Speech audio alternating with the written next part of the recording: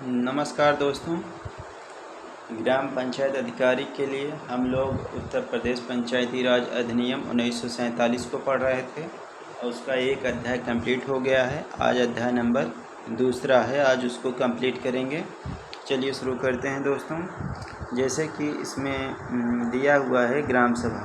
हम ग्राम सभा के बारे में जानते हैं कि ग्राम सभा की स्थापना और उनका संगठन। ग्राम सभा राज्य सरकार सरकारी गजट में अधिसूचना द्वारा किसी ग्राम के लिए या ग्रामों के समूह के लिए एक ग्राम सभा ऐसे नाम जैसे कि भी निर्दिष्ट किया जाए यथास्थिति करेगी। मतलब जैसे राज्य सरकार चाहेगी या सरकारी गजट में अधिसूचना निकलेगी, उसी के अनुसार ग्राम सभा कार्य करेगी। प्रतिबंध यह है कि जहां ग्राम सभा ग्रामों के समूह के लिए स्थापित की जाए, वहां सबसे अधिक जनसंख्या वाले ग्राम का नाम सभा के रूप में भी निर्दिष्ट किया जाएगा। मतलब कि जहां ग्राम सभा में उस ग्रामों के समूह के लिए स्थापित की जा रही, वहाँ में सबसे अधिक जनसंख्या वाले ग्राम सभा के नाम से ही वहाँ ग्राम सभा का नाम रखा जाएगा। अब अध्याय 2 का हम देखेंगे ग्राम पंचायत के सदस्यों की योग्यता और निर्वाचक नामावली इत्यादि के बारे में।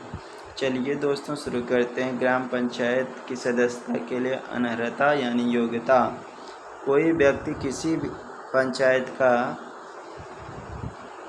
मतलब योग्य होगा यदि मतलब कि ग्राम पंचायत मतलब प्रधान या सदस्य चुने जाने के लिए योग्य, यदि वह किसी विधानमंडल के निर्वाचनों के प्रयोजनों के लिए तत्समय प्रवृत्त किसी विधि द्वारा उसके अधीन योग्य हो यानी अनर्ह हो।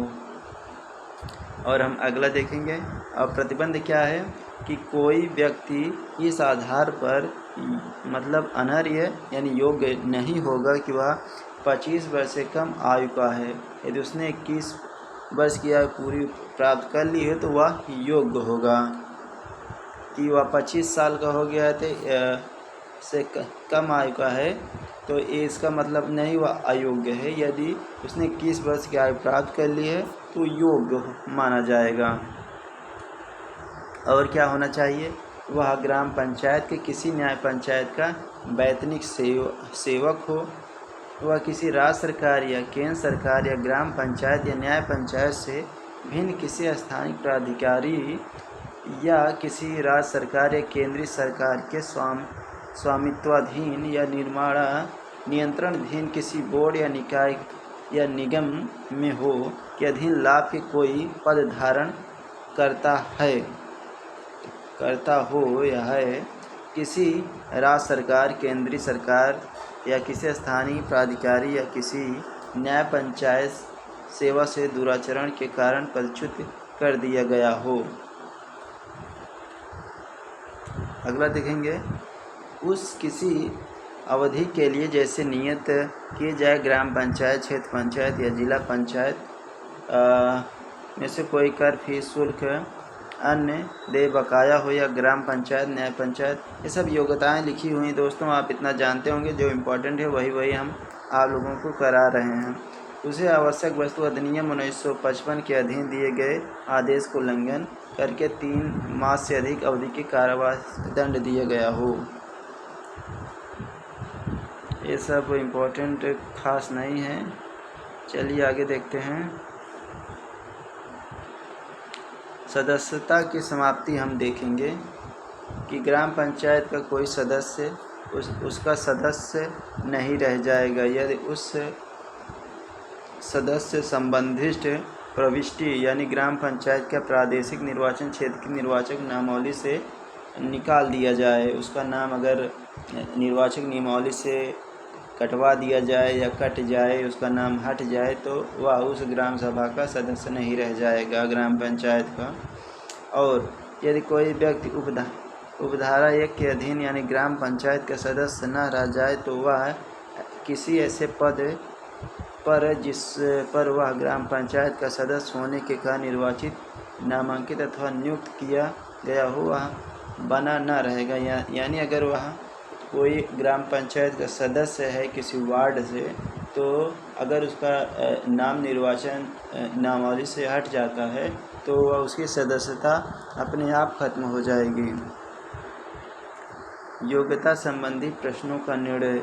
यदि कोई प्रश्न उठे कि कोई व्यक्ति धारा 5 के का अथवा धारा 6 की उपधारा 1 में उल्लिखित किसी योग्यता का भागी है या नहीं, तो इसका प्रश्न नियत प्राधिकारी को उसके निर्णय के लिए अविदिष्ट किया जाएगा और उसका निर्णय किसी अपील या नियत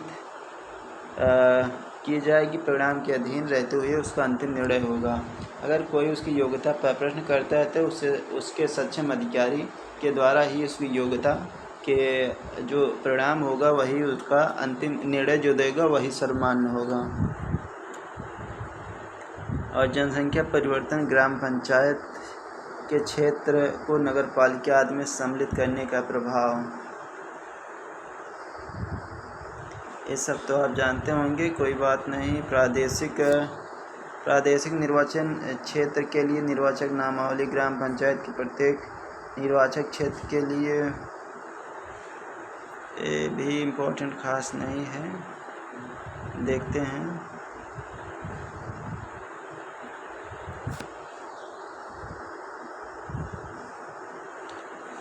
संसद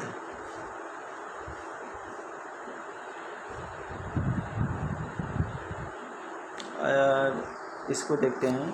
कोई व्यक्ति निर्वाचक नामावली में रजिस्ट्रीकरण के लिए योग्य होगा यदि वह भारत का नागरिक न हो, मतलब अनार्य होगा, अयोग्य होगा, तो वह भारत का नागरिक न हो, विकृत चित्त हो, उसके किसी ऐसा होने कि किसी सक्षम न्यायालय की घोषणा के विद्यमान हो, या निर्वाचनों संबंधित भ्रष्ट आचरण अन्य अपराधों की संबंधित किसी विधि उपबंधों का अधीन मत देने के लिए तत्समय अनार्य हो। और अगला देखिए, जो व्यक्ति रजिस्ट्रीकरण के पश्चात उपधारा 4 के अधीन अनर्ह हो जाए तो उनका नाम उस निर्वाचन नियमावली से तत्काल काट दिया जाए जिसमें वह दर्ज हो, अगर अयोग्य हो जाता है तब।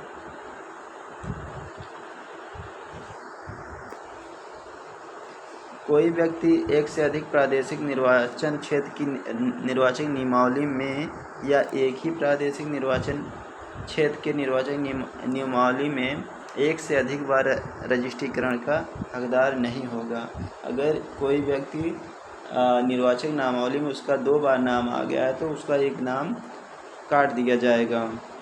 कोई व्यक्ति किसी प्रादेशिक निर्वाचन क्षेत्र निर्वाचक नामावली में रजिस्ट्रीकरण का हकदार नहीं होगा यदि उसका नाम किसी नगर या म्यूनसिपालिटी या छावनी से संबंधित निर्वाचक नामावली में दर्ज हो। जब तक वह प्रदर्शित न कर सके उसका नाम ऐसी निर्वाचक नामावली से काट दिया जाएगा। ये हो गया खास, इसमें इस अध्याय में कोई खास जानकारी नहीं है। अगला हम देखते हैं क्या है,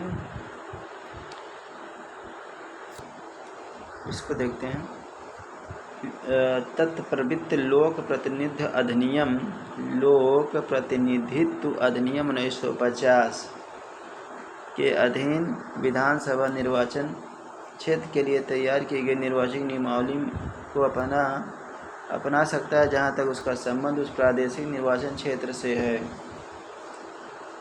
मतलब अगर कोई विधानसभा का चुनाव हो रहा था, आप जिस तहसील से हैं उस तहसील में अगर आपके गांव में आपको निर्वाचन नियमावली में नाम नहीं है तो फिर भी विधानसभा वाले निर्वाचन नियमावली में आपका नाम हो सकता है।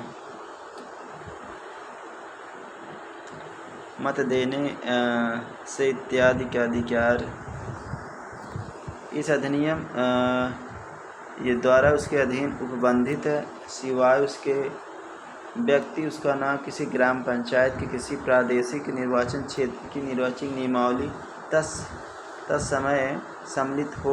ग्राम पंचायत या संबंधित ग्राम पंचायत में किसी निर्वाचन में मत देने का हकदार होगा और यदि किसी पद पर निर्वाचन नाम निर्देशन या नियुक्त किए जाने के लिए पात्र होगा।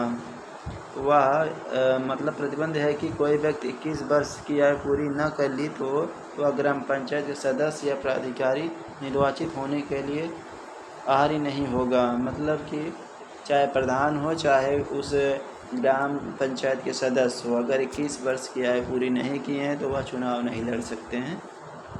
मुख्य बात यही है।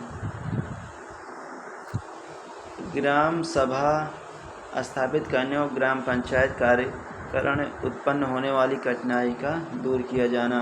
यदि किसी ग्राम सभा के स्थापित करने या किसी ग्राम पंचायत के कार्यकरण करने में इस अधिनियम से किसी उपबंध या उसके अधीन बनाए गए किसी नियम के निर्वचन अथवा ऐसे निर्वचन से या उसके संबंध में उत्पन्न होने वाली किसी विषय या ऐसे विषय के संबंध में जिसके लिए अधिनियम व्यवस्था ना हो, कोई विवाद या कठिनाई उत्पन्न हो तो राज्य सरकार को अवदिष्ट किया जाएगा, जिसका उस पर दिया गया निर्णय अंतिम और निश्चायक होगा। दोस्तों, कल हम लोग ग्राम सभा की बैठकें और के बारे में जानकारी लेंगे, क्योंकि उसमें अध्याय 2 में खास इम्पोर्टेंट नहीं था, इसलिए ये छोटा ही टॉपिक समझ लीजिए। बाकी कल इसके बारे में अच्छे से पढ़ेंगे और इसमें काफ़ी जानकारी है कि ग्राम सभा की बैठकें होती हैं ना, तो ये सब आएगा ग्राम पंचायत अधिकारी में। हाँ, इसमें काफ़ी ठीक है। ग्राम पंचायत के बारे में कल 2 अध्याय हम लोग कवर करेंगे दोस्तों, ठीक है। और ग्राम पंचायत की बैठकों के बारे में हम लोग पढ़ेंगे।